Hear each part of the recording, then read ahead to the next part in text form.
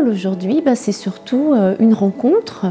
C'est la rencontre de la transmission, c'est-à-dire que c'est un échange entre moi et les jeunes étudiants de l'école de chant.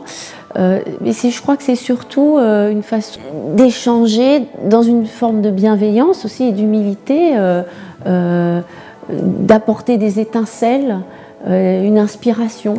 Un espoir aussi, je pense, pour la jeunesse qui étudie le chant, qui est extrêmement difficile. C'est un chemin d'athlète.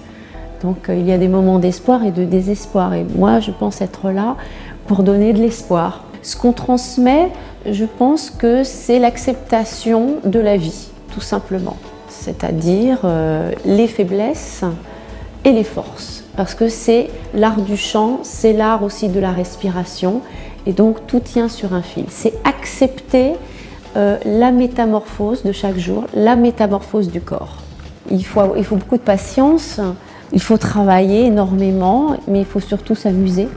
Il faut avoir le plaisir de découvrir son instrument et si on a les capacités aussi, parce que évidemment, je pense qu'il y a des individus qui sont plus doués que d'autres et qui ont ça en eux.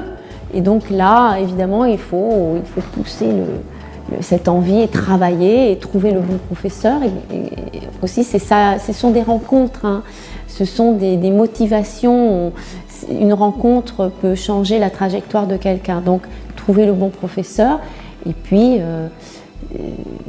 il faut beaucoup de patience, de calme, d'humilité aussi. Parce que ce n'est pas un instrument qui s'apprend en un jour et c'est toute la vie. Savoir que c'est toute une vie, voilà.